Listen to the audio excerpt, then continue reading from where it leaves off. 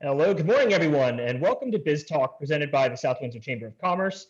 Today's episode is sponsored by Crystal Financial Insurance Services, providing insurance and education services to individuals, families, and businesses across Connecticut. To learn more, check out www.crystalfinancialinsurance.com.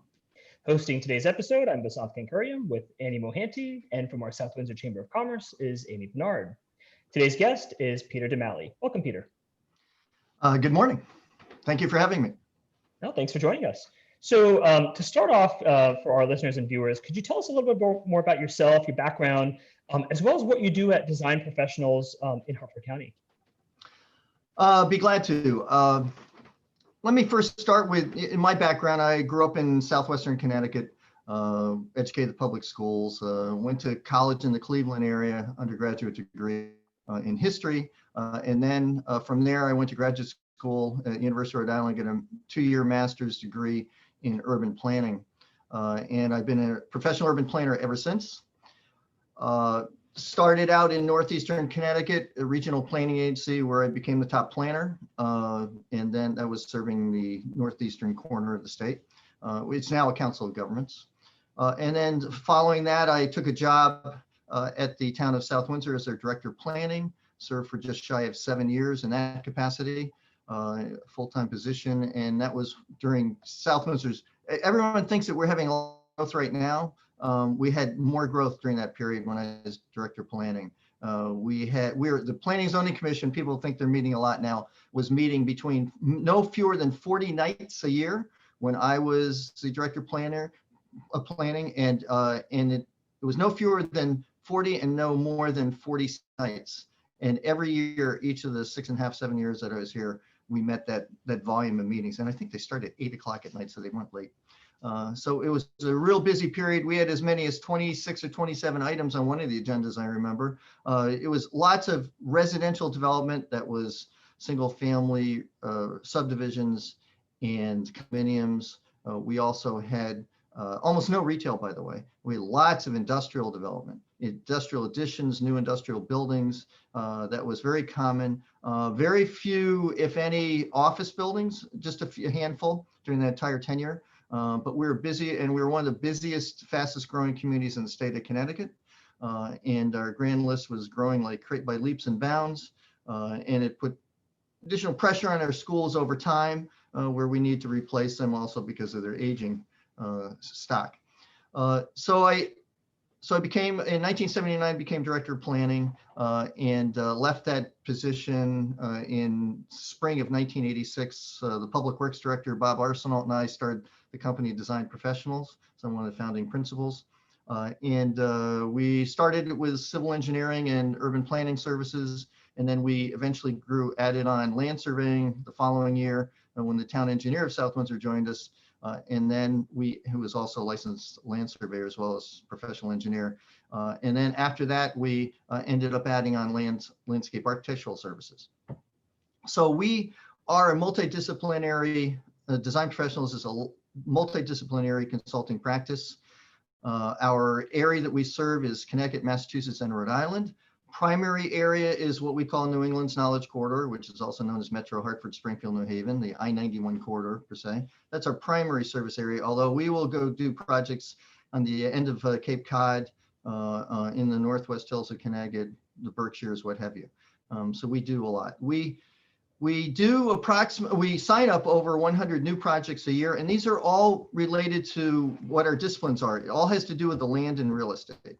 We design land development projects, and we help people understand their land and what they can do with it. We'll do, as simplest thing would be a land survey for someone to get refinancing. That would be the minimum thing we do. And then we go building additions, whole industrial parks, subdivisions, condominium complexes, retail plazas, and the like.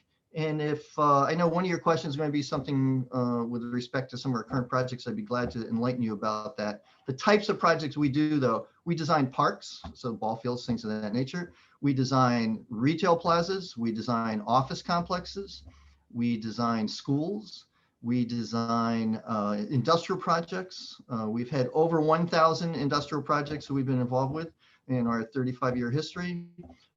We design all kinds of residential communities, and lots of other, you name it, we've been involved with it in terms of all the built environment. Houses of worship, we've done involved in about 40 of those, all different faiths, and we enjoy doing that, giving back.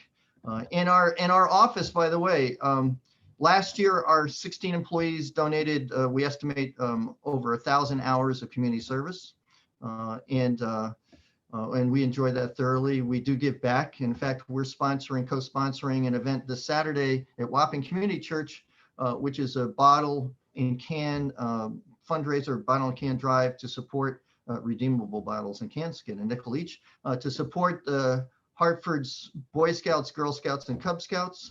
I'm a member of the Hartford Kiwanis Club, and we've done this every 6 months. We didn't do it this past spring because of the COVID-19 pandemic, but we're going to be doing it this Saturday from 10 to 2 at Wapping Community Church, where people will drive through, will take their bottles and cans and bags. I don't even have to have them sorted. Scouts will do that. We'll have a limited number of scouts because of the pandemic, but we will be offering that service. And then we'll raise about $1,000 between cash donations, check donations payable to the Hartford Kiwanis Fund, which is a tax-deductible organization we set up, and then the bottles and cans. We'll get anywhere from probably 7,000 to 10,000 bottles and cans. In fact, at our office, we've already redeemed $172 worth of bottles and cans in anticipation of this drive because we didn't have one in the spring. So we're up there, and we're hopeful to do that. So we do give back to the community, as every business should, and so we do a lot of voluntary activities. And I'm actually involved in about 12 nonprofits and committees myself. I chair the New England Knowledge Quarter Partnership, which is the economic development agency for the Metro Hartford, Springfield, New Haven area.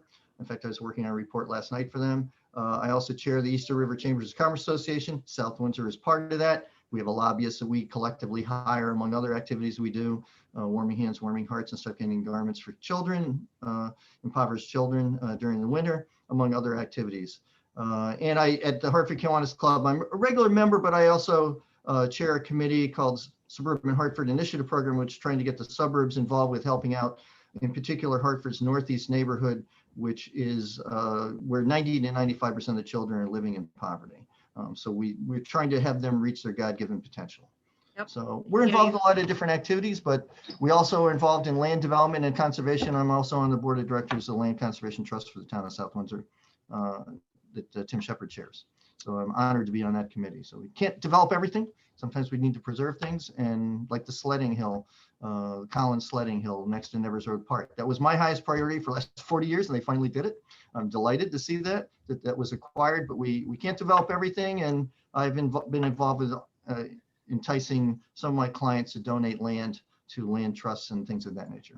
So it sounds like Thank you, Peter. Oh, go ahead, Vasanth. It sounds like you've been quite busy. I am busy. Yeah, we're a very busy firm. We have to be. When you sign up 100 new projects, and we already have other ongoing projects on top of that, you have to be disciplined, focused, and we're always busy. But I didn't mean to interrupt you, Annie. Go ahead. No, that's okay. Thank you. Peter, I mean, in the interest of time, if I wish we had more time because we have so many questions for you because there's so many things that you do. But in the interest of time, I want to kind of go to my next very important question that I want to ask is, obviously we're in this pandemic situation, right? And your business, it's related to real estate and planning and those kind of things. So what has been kind of, I guess, the impact of the pandemic on your business operations, so to speak, right? Like on a big picture idea and employee morale, and how has that worked, and what have you done different, I guess? Fortunately, employee morale has been excellent. Everybody gets along well with everyone. This office has a lot of laughing. we don't discourage that. A lot of fun. We only want to hire people who will get along with everyone. So that's the kind of environment we're in. And it hasn't changed. Although initially, about half of our staff were working remotely. We've been set up for that. We use Nutmeg Technologies, which is, I'm sure, a member of the chamber. They were. Hopefully they still are. Jeremy and Lisa Smith, they're a great company. That's our IT company. They set us up early on. We've been doing Zoom type meetings Microsoft meetings, WebEx meetings for quite some time before the pandemic. So we were really geared up for it. So it didn't take a lot on the part of Nutmeg Technologies and Ben Wheeler, our director of operations, get us going to make sure we're all properly connected to do remote working. And we've been doing presentations. Almost all of our presentations, invariably all of them, have been done virtually on Zoom or WebEx or what other platforms. So we're set up for that. Our conference room is almost like a studio. We've had attorneys in there doing presentations. They want to stand up and look like they're at a podium and all that stuff. We'll set it up. We have a camera in there. It can be angled. And we have good audio in there. And we've got it all set up for that. We had a big white screen we put in a couple of years ago, so we don't have to worry about getting that because they weren't available initially. The biggest problem was just computers and the bandwidth of in some areas where some of our employees reside. One lives on the lake in Coventry, beautiful home, and the service was not the best there. So that slows down a little bit the AutoCAD that we use, Civil 3D software. So we've had some of those issues, but only one employee is working full-time offsite. Most of them are working at least 2 days a week in the office. Our entire land surveying department is back full-time in our office. I never left. I have my own office. I've been here the entire time in the office right now. So how has it affected us? Our business has not been impacted, much to my surprise. We went through 2 7-year recessions during our 35-year history where we're really, financially, it wasn't worth being in business, but we're working for the future for 14 out of our 35 years. However, I expected to go into a major recession and we didn't. For us, we're involved with the Home Depot construction project, a major construction project across from the Coca-Cola we did previously down on Route 30, between Route 30 and Route 5, which is a 47-acre fully developed site ready to open momentarily. We're doing the as-built surveys for that and engineered the whole thing. It's a 9.6-acre building, so that's going on. Other development projects, I have not had a single development project that I'm aware of that has been deferred in terms of construction. That's wonderful. One of them was they were still looking at it. They need to partner with someone else, but that's going forward. So every project we were involved with, which we anticipated to go to construction or move forward in terms of getting the entitlements, which is the approval process, we've been doing that and we have been unabated. So our demand for services is our best year in the last probably 15 years. It's hard to beat that, but that's very fantastic. strong demand for services. So I think one of the key pieces for our listeners who are listening to today's episode and watching it is really taking away lessons and how they can take some of this and apply it to their own businesses. So what would you say, is it just the demand for services that's leading to your success, or are you doing something differently that our viewers and listeners can emulate or learn from so that they can adapt to their own businesses? Well, we don't advertise at all. The only time we ever advertise is in a brochure or something to help a nonprofit or something. That's the only time we advertise. Advertising does nothing for our business. Our business is 100% reputation and referrals. That's how we get all of our business. I advertised at one time a Hartford Business Journal for a whole year, every other week for a whole year. They even prepared the ads. They were experts at it. We didn't get as much as one phone call that I can attribute to getting any business. And they're a great publication. Maybe I may try it again someday, but we have done over 4,000 projects in our 35-year history.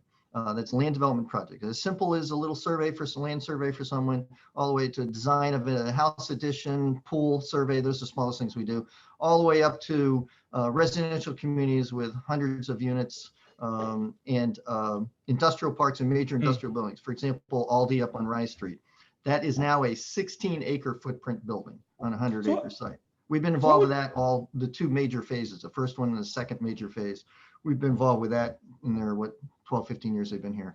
What would you say, Peter, though, is, so I think it sounds like you've definitely had, the reputation piece, I think is very key because we've sort of had this 35-year history of the business. Oh, yeah. If you were to start your business today in the current market, would you do anything differently in terms of your marketing and outreach? If this were a brand new business you're starting today, you didn't have necessarily the word of mouth and reputation to go on, what would you do?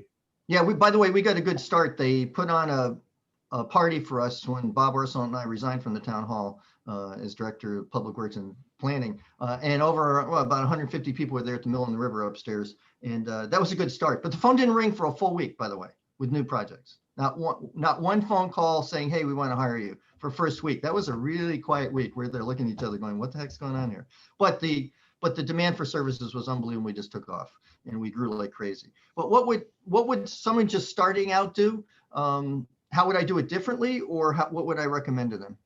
Probably what you would recommend to them, because I think part of it is, you've got a wealth of experience. So if you were to say, take this experience, apply it in today's market for a new business who's just starting, Okay. and you don't market, but do you see value in them doing it, and how would they do it? Yes, well, some businesses need to do advertising and marketing like that. We do marketing different way. We're involved with lots of organizations, such as the South Windsor Chamber. I was president of that for a while and chaired their legislative committee and business person of the year committee and that type of thing. So one thing I would say is you need to join an organization or multiple organizations so that your name is out there. People like to hire people who are like-minded, who like to give back.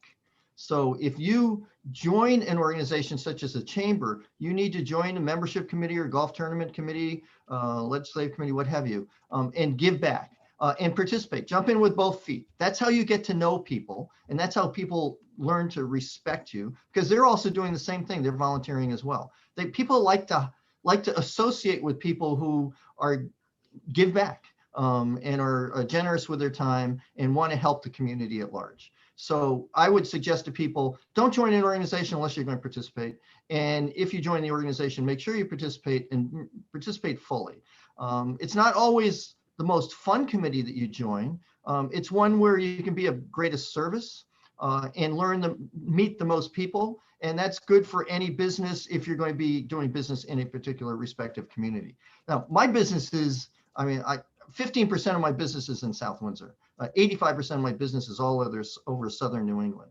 So it's not critical for me to be, concentrating on South Windsor. I need to concentrate all over the place. That's one reason I'm involved in many regional organizations. But I think first thing is get involved with at least one organization, Chamber of Commerce, Kiwanis Club, Lion Club, Rotary, whatever, and give back. And that will just being a good person and a good organization, that will help. Second thing is hire employees based on character.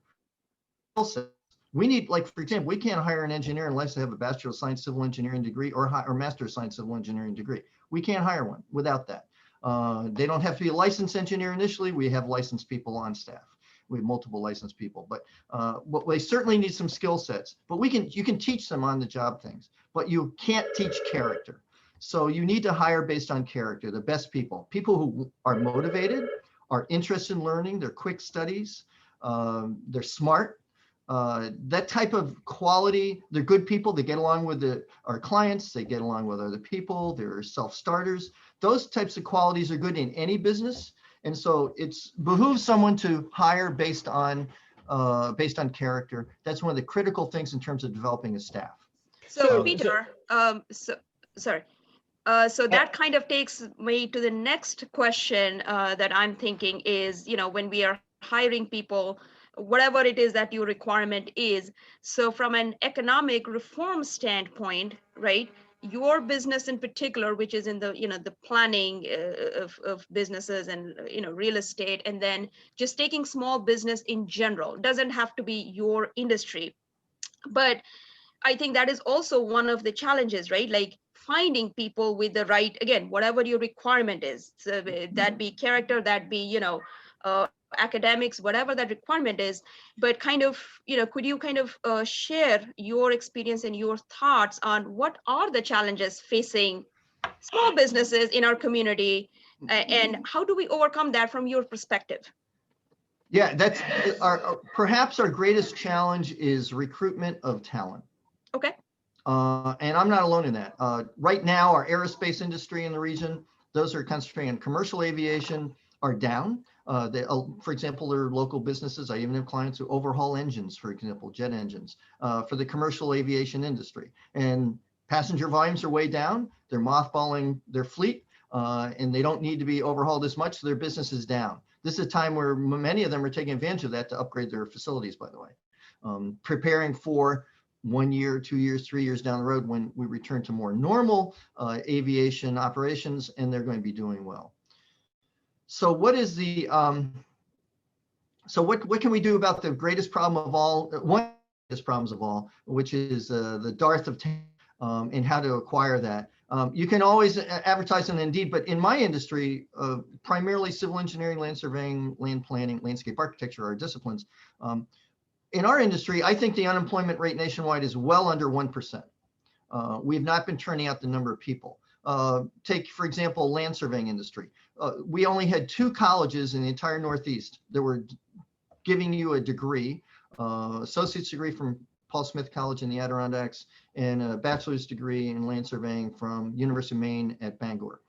Those are the only 2 programs. Paul Smith just closed that program down.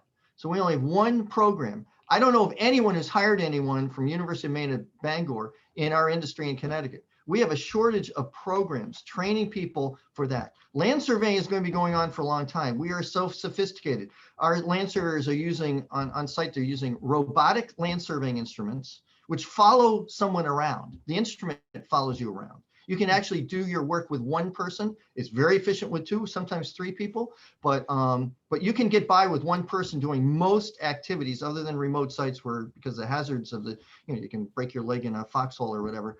We don't do it. So getting the talent, we need to focus on workforce development. That's one thing at New England's Knowledge Corridor Partnership we're focusing on. Workforce development and getting people into programs. We need college programs and other program, technical schools and high school programs. They're training people to become land surveyors and more than police officers, school teachers, and the firemen and stuff. They need to understand that there are tens of thousands of career opportunities for them out there, and they need to get the skill sets for that. So we need to train people in that. And how to get that done. It's difficult. I just hired a recruiter for only the 2nd time in our history because I need to hire some experienced civil engineers if I'm going to grow. Great. So Peter, as we sort of wrap up, today's conversation, if you had to give our listeners and viewers 30 seconds worth of pearls of wisdom, what would that be? 30 seconds worth of words of wisdom. Well, I would stay focused. If you have a business or you want to start a business, stay focused. As I said, hire employees based on character. You can teach them most of the things they have. Sometimes you have to have basic skill sets, but hire based on character. Be involved in their community and give back. That's a good thing. It increases morale amongst our staff. We're going to have 3 staff members on Saturday at that event at Wapping Community Church. They're volunteering. They want to volunteer. That increases morale. Make sure you have a friendly environment. If you have a bad apple among your staff, you need to get rid of that bad apple.